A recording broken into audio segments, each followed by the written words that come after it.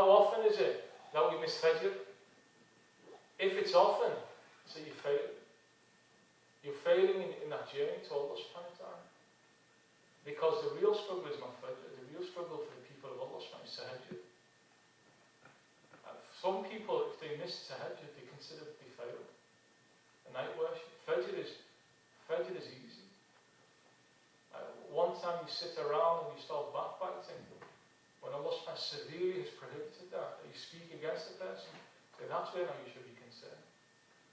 You should be looking at what acts am I doing that contravening what Allah subhanahu wa ta'ala has ordered and what the Messenger has ordered.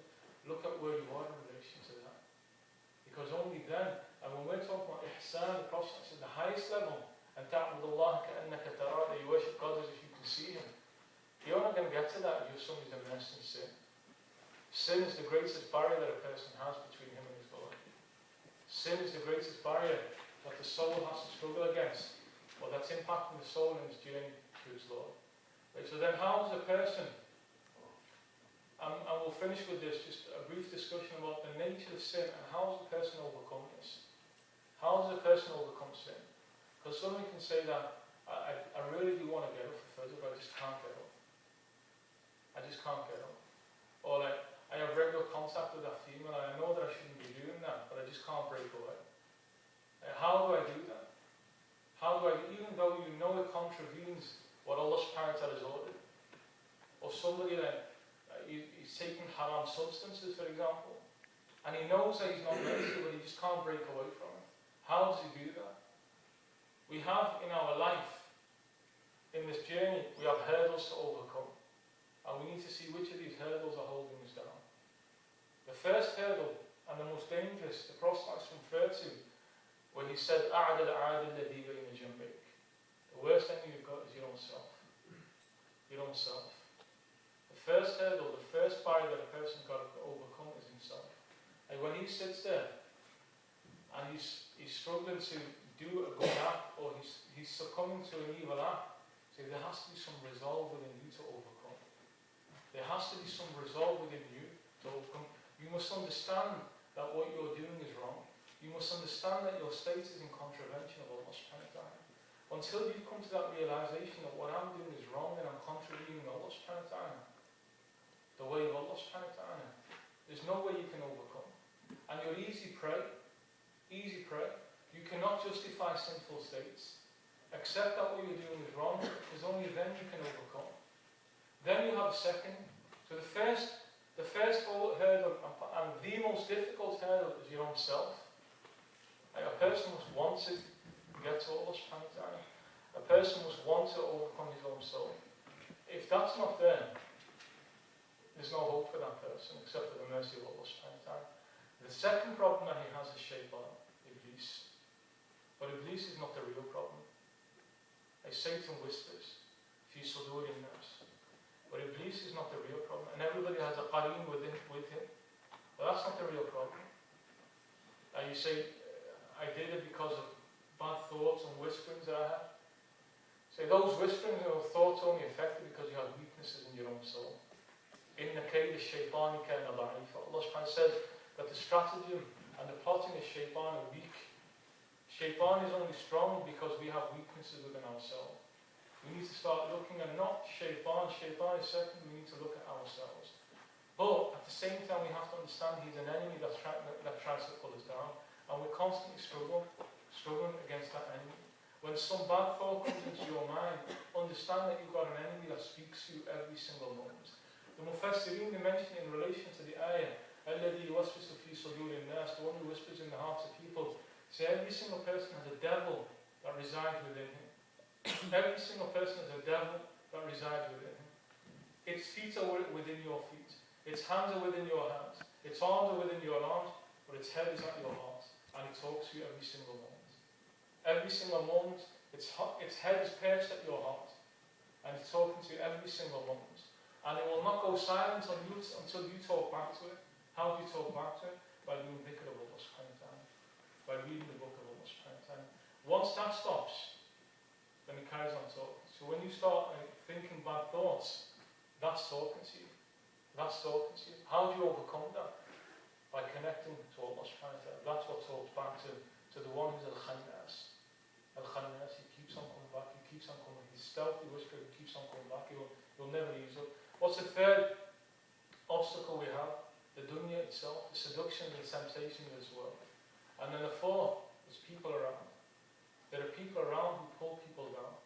If they change their company, like when somebody starts practicing their religion and they're trying to get back to Allah subhanahu wa ta'ala, one of the things that people need to look is who's around them.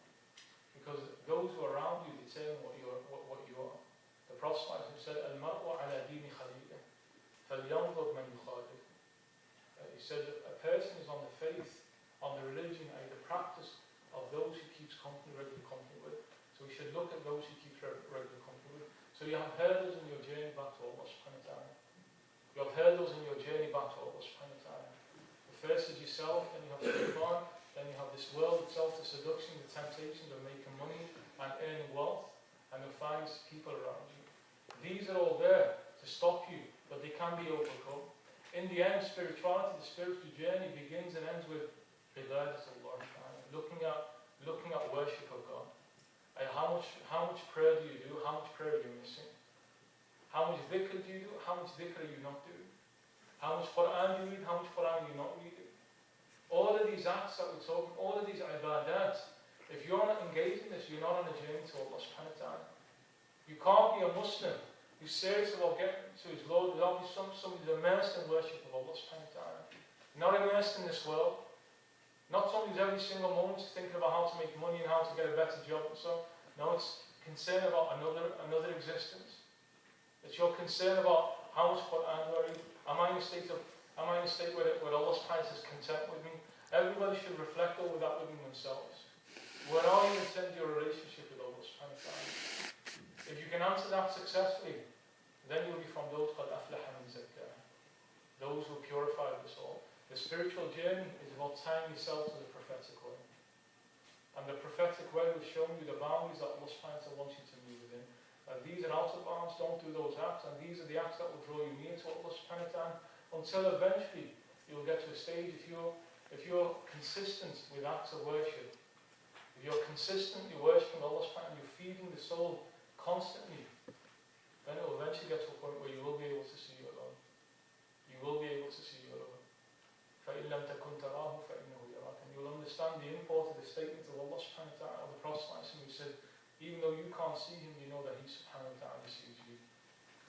So that's what we want on the spiritual journey. Everybody should understand that this existence is not existence. That work and job and money, that's not your existence. You're not a human being because of your physical body. Your soul is what's most important. And you should look at how you are with your soul. Walhamdulillahi Rabbil Alameen. Wa sallallahu ala sayyidina Muhammad wa ala alihi wa sahbihi.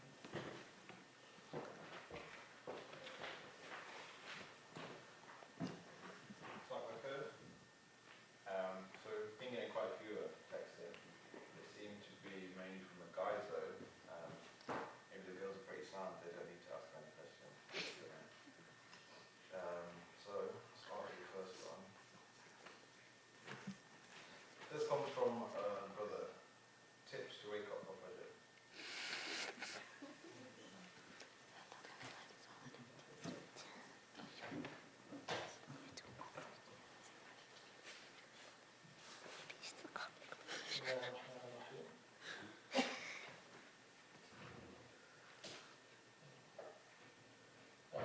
One of our teachers, Hafidhullah, he made a point in response to this about how to get up to Fajr. When you wake up in the morning, normally you zone out. You're like a zombie at that point. And it's not your mind that functions at that point, it's your body. But in reality, it's not your body, it's your soul that functions at that point. It's your soul that functions, it's your soul that moves at that point. When you go to sleep, what determines whether you'll be able to get up easily in the morning or not is how your soul went to sleep. It's how your soul went to sleep. That determines your ability to wake up or not. Because when you open your eyes, let's say now Fajr is 6 o'clock in the morning. If you have to get up for a job, you'll get up in no time. You'll be out of bed in no time. But when it's to get up for Allah subhanahu wa ta'ala,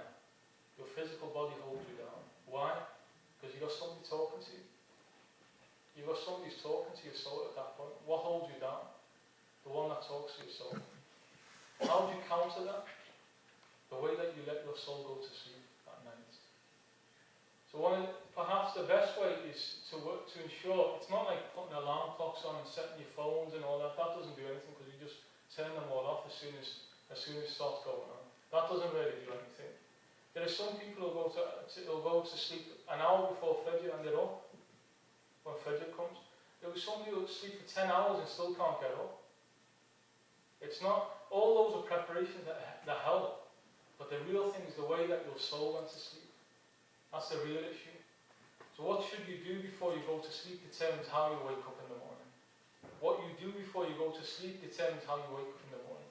What should you do? Always ensure before you go to sleep you make tawbah for whatever you've done during that day. Always make sure that you repent for whatever you've done during that day. And the ideal, what's the first thing you do in the morning when you wake up? Any believer, the first thing they should do is pray to Allah subhanahu wa ta'ala. The ideal is tahajjud. Most people are not going to do that. Then Fajr. Okay, struggling Fajr. I missed the Fajr time. Then at the very least it should be qada of Fajr. You should not leave your house until you pray some prayer in the morning. You should not leave your house. And if you do, and we'll come on to this point, what happens if you do? But you should not leave your house in the morning until you pray. Your day will be a wretched day if you do. You'll ruin the rest of your day if you do not do that. So the first thing you do in the morning is you pray. Before you go to bed, ideally you should pray. You should pray 2 rak'ah, pray witr before you go to bed. Maybe pray 2 rak'ah nafil before you go to bed. And also, another point, ensure that before you go to sleep you have no qada left. If you, for whatever reason, couldn't pray, make sure before you go to sleep that those 5 prayers in the day, you've done them. Don't close off that day whilst you still got outstanding prayers. Because that's not a good day. That's not a good day with Allah subhanahu wa ta'ala. So begin the day with ibadah and end the day with ibadah. Inna al-hasanati yudhibna as-sayyi'at. Inna al-hasanati yudhibna as-sayyi'at. Allah subhanahu wa ta'ala says, good deeds will wipe out and efface bad deeds. You start with good and you end with good. Allah subhanahu wa ta'ala is kareem. He's generous and he'll wipe out everything. When you make tawbah, the Prophet said, the one who repents from sin is like the one who never sinned. If you repented before you went to bed, your soul is clean, your soul is light within it. Then you do the dhikr, make sure you do the prophetic adhkar before you go to sleep. Take protection from Allah subhanahu wa ta'ala. Read your ayat al-Kursi, read your al-Ikhlas, Falaq al-Nass, ensure you do this. Because even after all of that, what then happens when you sleep? Shaitan ties 3 knots on you. Shaitan, the devil ties 3 knots on you. The effect of all of this, and once you do all of that, you've repented, you've prayed, you've done dhikr, ideally you go to sleep in a state of wudu, you've made dua, those knots are going to be weak. Meaning when your eyes wake up at 6 o'clock in the morning, how do you begin the day? Alhamdulillah alladhi ahyana ba'da ma amatana wa ilayhi nushur. One knot has been unloosed. One knot has been untied. By beginning the day, as the Prophet began by remembering Allah subhanahu wa ta'ala, one knot's gone. Then you get up and go and do wudu, second knot's gone. Then you pray 2 rak'ah sunnah fajr, third knot's gone. The effect of shaitan is gone from you. Shaitan ties you in knots every single night. They've gone. What happens if you don't do any of this? If you don't get up for fajr, you get up at whatever, 8 o'clock, 9 o'clock, and you don't bother to pray. You have 3 knots that have been tied around your body by shaitan. They've not been undone. You're walking around tied up by shaitan. What does that mean? It means that any khayr you want to do in that day is going to be very difficult. You want to do good acts, you've got satanic influences all over you. You've got satanic traces all over you. But worse still is what? Prophet said he urinated in your ear. He stood over your ear and urinated. Not only you've got knots tied all over you, you've got some foul stuff in your ear. And you're walking around with the traces of shaitan all over you. That's why you're not going to have a good day. You're not going to have a good day. Somebody who wakes up before Fajr, or بِالْأَسْحَارِهُمْ يَسْتَغْفِرُونَ, Allah subhanahu wa ta'ala talks about that they repent before Fajr. Then you pray your Fajr, you read your Quran, you do your dhikr, And then you pray Salat al-Ishraq, whatever you do after that day is going to be a good day. Because you started off in a good manner. And the rest of it will be good.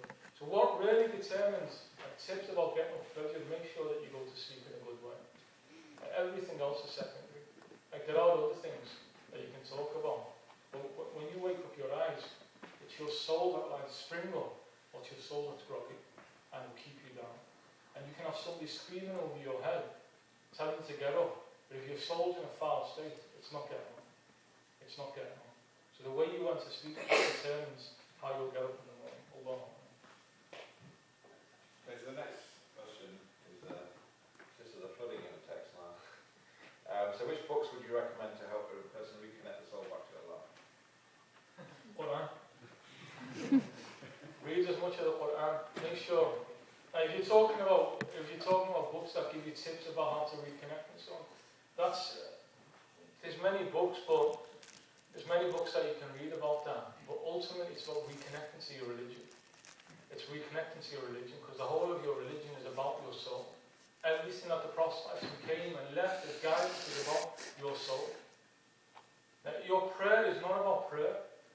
Your prayer is your prayer. What makes you a good Muslim is not the fact that you stand there and go through prayer. And it's only when you can guarantee to me that your Lord has accepted your prayer, then I'll say you're a good Muslim.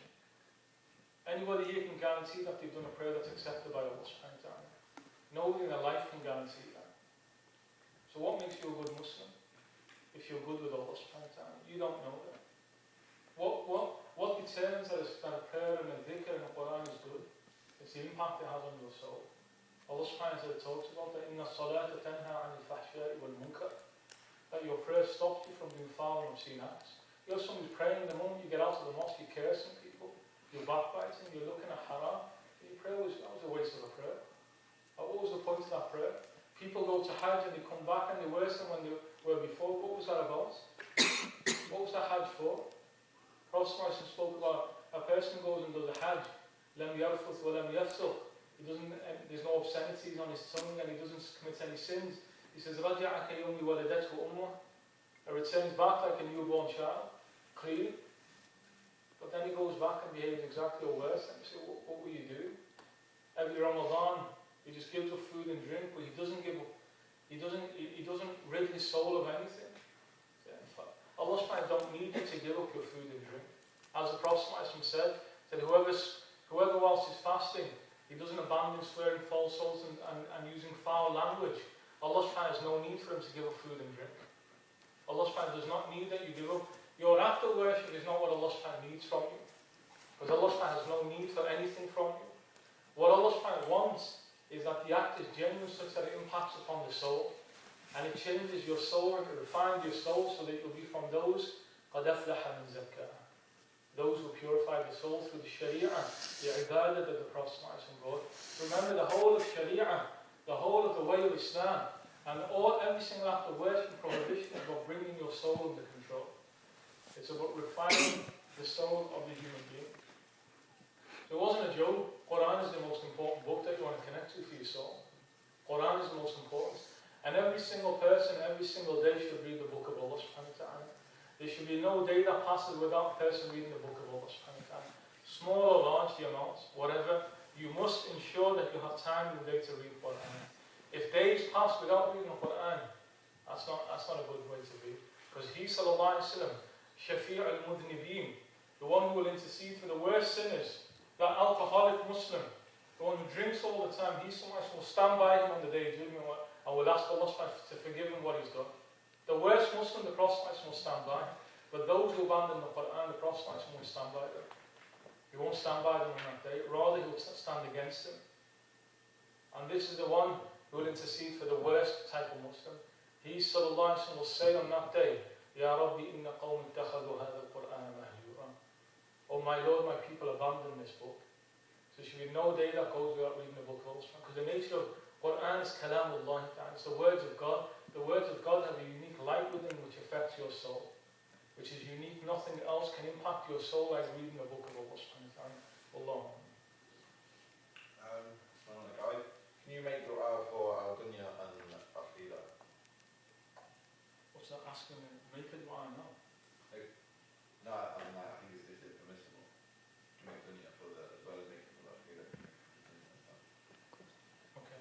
Can you make dua for dunya as well as for akhirah? What you should make dua for is a khair of dunya as well as akhirah. Make dua for khair of dunya wal akhirah. And that's prophetic. And you make dua for the best of this world and the best of the next world. Because remember, the dunya by its nature is cursed. Prophet mentioned that. He said, "Ad-dunya wa ma fiha mal'un." He said, the dunya and everything within it is cursed. Except for what? Except for the seeker of knowledge, the teacher of knowledge, and the one who remembers Allah subhanahu wa ta'ala. Everything in the world is cursed. So you don't want to make dua for dunya, you want to make dua for the good of the dunya. What's the good of the dunya? What's the good of the dunya? Like the Prophet who spoke about somebody who is a cause of a person becoming Muslim. He told Sayyidina Ali, لَأَنْ يَهْدِيَ اللَّهُ بِكَ رَجُلًا وَاحِدًا خَيْرٌ لَكَ مِنَ الدُّنْيَا وَمَا فِيهَا. That Allah subhanahu wa ta'ala guide one person through you is better for you than the world and everything that it contains. The world is not good. The world is foul by its nature. What's the good of this world? The good of this world is that you gather it and you give it with your time. That you gather it and you acquire wealth and you give it. That you understand it was from Allah subhanahu wa ta'ala. And you be like Abu Bakr as-Siddiq, who was wealthy. But he just gave and gave and gave for Allah subhanahu wa ta'ala. To the point where days would pass by and he had, like the Prophet, he had nothing whatsoever in his house. That's the good of this world. The world itself is not good. Intrinsically it's not good. It's how you use the world. How you use what comes from this world. So yeah, make dua for the good of this world. Not for the world, but the good of this world and the good of the next world. And we find this dua in the Quran, one of the favourite du'as of the Prophet, آتنا في الدنيا حسنة وفي الآخرة حسنة. Give us good in this world and give us good in the next world. So make that dua, and that's a good dua. Just a quick reminder, can you please keep the text mature and photos, please? So how to get... Is that okay? So how do you get khushu' in your salah and protect yourself from worldly thoughts? By having khushu' outside of salah. Inside of salah is not the point where you struggle. You shouldn't be standing there and thinking, oh, my mind's wandering. Because the moment you think about that, your mind's wandering.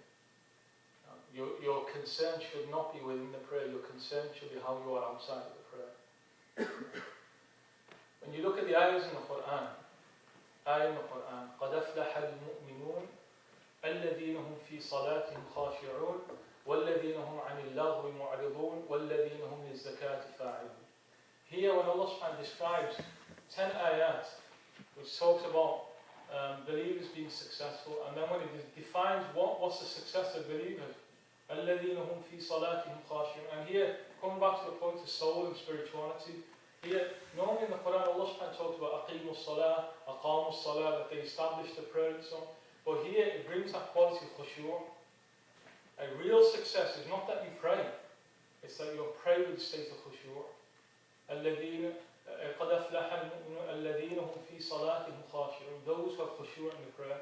Normally in the Quran, whenever you find mention of salah, normally along with it, without any separation, you have zakah. You have zakah. أَقِيمُوا الصَّلَاةَ وَآتُوا الزَّكَاةَ. Over 70 places in the Quran, the two of them are twinned together, are mentioned together. But here they're separated. Like here it says, الَّذِينَ هُمْ فِي صَلَاتِهِمْ خَاشِعُونَ وَالَّذِينَ لِلزَّكَاةِ فَاعِلُونَ comes slightly later. In between there's an ayah. That's not normal. That's not normal with the Quran. And there's a reason for that. It says, وَالَّذِينَ هُمْ عَنِ اللَّغْوِ مُعْرِضُونَ. Those who turn away from pointless behaviour, pointless actions they turn away from. What's love got to do with prayer? What's pointless behaviour got to do with prayer? Something that has no fa'idah, something that has no point, no benefit. And firstly he says, that's how you acquire khushu' in the prayer. That's how Allah subhanahu wa ta'ala is there giving you an ishara, a clear indicator that you want khushu' in the prayer. أَعْرِضُ عَنِ اللَّهُ. Turn away from pointless behaviour. So if you're sat around all day watching television, you're on your PlayStation all day long, your Xbox all day long. When you stand in front of Allah subhanahu wa ta'ala, that's what will cross your mind. But if you're somebody outside of prayer, you're reading your Quran, doing the dhikr of Allah subhanahu wa ta'ala, engage in khair, when you come into your salah, that's what comes into your prayer. That's what comes into your prayer. So when you want to deal with states in the prayer, think how you are outside of the prayer. Because that's what manifests when you're in the prayer. Allah. I'll get rid of your Xbox now. Only be that's too much of a sacrifice. Even though all logic and evidence proves the existence of Allah and Islam, sometimes one may find themselves with doubts in Allah which are in the heart, not in the head, i.e. the intellect. What is the best way to tackle these?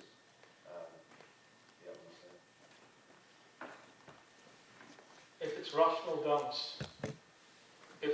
doubts, you must study theology. You must, and it becomes fard upon you then to study theology, to study how to respond to those doubts. If you have doubts, because bear in mind, if you have genuine, real doubts in your mind about Allah subhanahu wa ta'ala, you believe in Him, but you have some doubts about whether it's true or not. It's the same as rejecting Him. If somebody who doubts the existence of God, and you say, I believe in God, but I've got some doubts. If that's what's meant by that, that's rejection of God. There can be no shirk within Allah subhanahu wa ta'ala. There can be absolutely no doubt. So somebody has that as a genuine, irrationally, that they can't understand certain concepts. So you must sit down, and it becomes far obligatory upon you to sit down and go through the rational arguments about why. And if not, if the rational arguments don't suffice, then what did the Prophet say in this case? He foretold the time where these things would happen, because we're exposed to atheism, we're exposed to kufr at the highest of level. We're exposed to arguments that for most average believers, they're unable to deal with it. Why? Because people don't study ilm al-kalam, they don't study theological responses to these. So what the Prophet said, that there will come a time where people will start saying that God Almighty, خلق الله وهذا, Allah subhanahu created this and this, فمن خلق الله. So who created God? Who created God? Although now we've gone way beyond that. It's not just who created God, is there a God? Because atheism wasn't common. Atheism historically has never been common. What's always been common? Paganism. The idea of multiple gods, the idea that there's no God is a recent phenomenon that is so widespread. What did the Prophet say about that? If somebody's unable to do that, he said, "Qul amantu billah." You say, I believe in God. And if you cannot deal with some, and as long as in your heart you believe in God, if you can't deal with it, just leave the arguments aside. And sit down with somebody who can go through the rational arguments, or just don't reflect over it. Just don't reflect over it, because it will take you out of the fold of Islam. If you start reflecting, you have no way of dealing with any doubts in your mind, it will take you out of the fold of Islam. So either face them in a proper manner, or then just leave them. And if you're unable to deal with them, قُلْ آمَنْتُ بِاللَّهِ, say I believe in God. Sometimes people do clearly wrong acts which you don't do, so how do you prevent yourself from feeling that you are better than them and remove this disease of the heart? To remove the disease of arrogance from your heart, think about your beginning and think about your end. Think about your beginning and think about your end. You were created in the most foulsome way. As Abu Bakr as-Siddiq, when he addressed the Roman emperor, he said, كيف تتكبر على الله وقد خرجت من مجرى البول مرتين. How can you be arrogant against God when you came out of the passage of urine twice? Like human beings, that you strut around this earth as if you are anything. Look where you came from. You came from your father's private part and your mother's private part. There's nothing proud. And then when you die, what's going to happen? You're just going to become flesh and bones that will rot in the space of a day or two. There's nothing special about the human being. But Allah subhanahu wa ta'ala has given you iman. That's what makes you special. Allah subhanahu wa ta'ala has given you faith. That's what makes you special. So you want to remove it. Think about where you came from and think about where you're going. You want to remove it. Don't look at creation. Look at the Creator. Don't look at creation. Don't start comparing yourself to Zayd and Amr and so on. And if you do want to compare yourself, don't think about it, the fact that person's done bad and I've done good. And look at the bad within you and look at the good within that person. Reverse it. Don't think that I'm better than other people. But the real problem, don't even be comparing yourself to other people. Look at you in relation to Creator. There's nothing. There's no comparison. Instead of sitting and saying that I go to mosque and he doesn't go to the mosque. I read Quran and he doesn't read Quran. I wear a thobe and he doesn't wear a thobe. So I'm better than him. So just compare yourself to your Creator. Look at yourself in relation to your Creator. There's nothing left after that. Is it possible to coincide studies with Ibadah, and what intentions should one make when studying, etc.?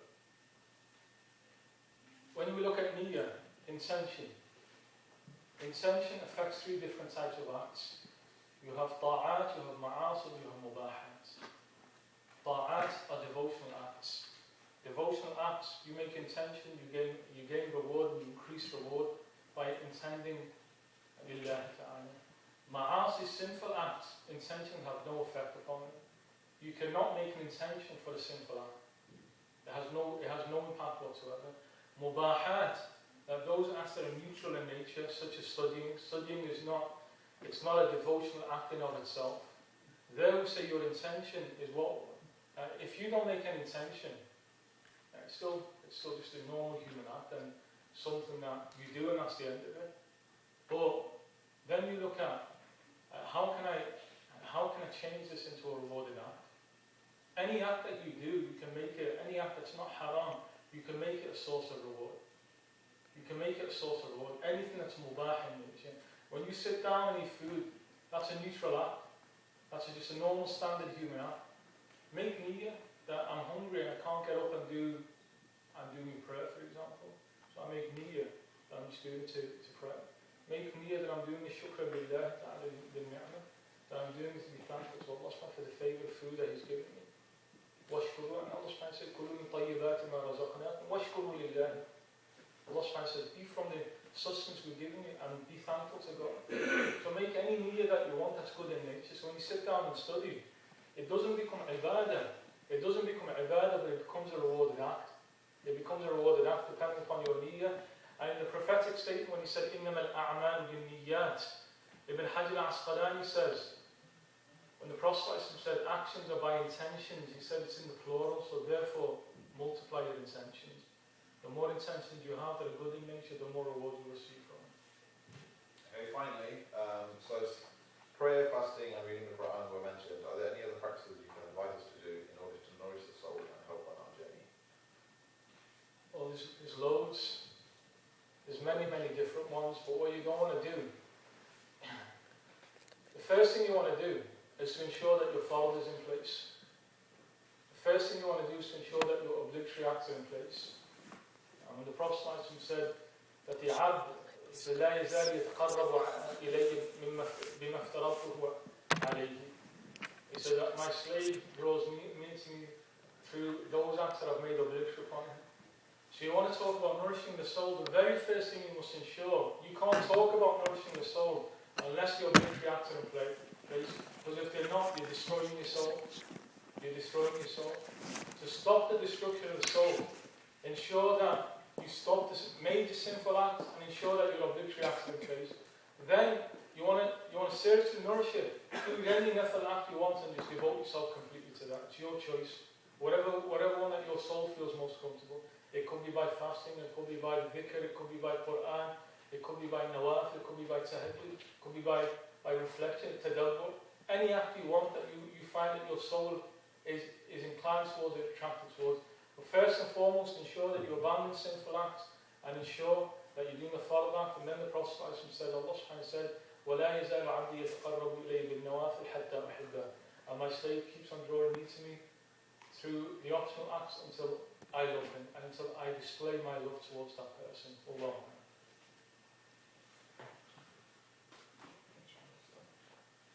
Okay, that's the end of the question. No one just came in.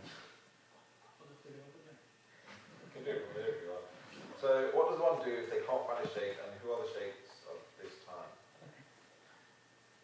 Sorry? That's your question, isn't it?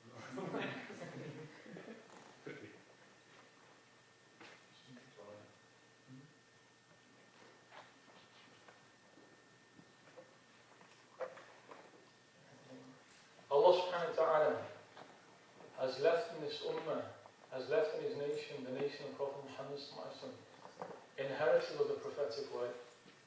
Inheritors, those who carry the prophetic message. The hadith in Sahih Muslim, Prophet said that al-ulama warathatul anbiya. He said that the scholars are the people of knowledge, and not necessarily here book knowledge, people who receive prophetic knowledge. They are the inheritors of the prophets. In every single generation until the appearance of the Dajjal, until the appearance of the Antichrist, and what comes after that. There will always be people who are there to guide. There will always be people there to guide this ummah and humanity to Allah subhanahu wa ta'ala. How do you find them? You pray to Allah subhanahu wa ta'ala. You ask Allah subhanahu wa ta'ala. If somebody is sincere and genuine, that they want to seek guides, whether it be spiritual guides, whether it be guides in knowledge, whatever, they're always there. Sayyidina Ali he said, مَا الْفَخْرُ إِلَّا لِأَهْلِ الْعِلْمِ إِنَّهُمْ عَلَى الْهُدَى لِمَنْ اسْتَهْدَاءَ بِاللَّهِ. So the only pride is for the people of knowledge, because they are on guidance for those who seek guidance. But he needs that people seek guidance. And so if somebody is genuine and sincere, they want to get to Allah subhanahu wa ta'ala. You have to connect to the inheritors of the Prophet sallallahu alaihi wasallam. You have to connect. There's no other way that you'll receive that guidance. Internet is not the source of guidance. YouTube and whatever, Google, they're not the sources of guidance. The source of guidance are those who inherited from the Prophet. And the human beings of the Prophet. Allah subhanahu wa ta'ala sent human beings to guide in the first instance, and it doesn't change in the end of time. The end of time, it's more of a need that you connect to human beings who inherit prophetic guidance. So you make dua to Allah subhanahu wa ta'ala. If somebody's sincere, Allah subhanahu wa ta'ala genuinely will turn a person back to the path of the Prophet. Okay, that is definitely the end of the questions now. So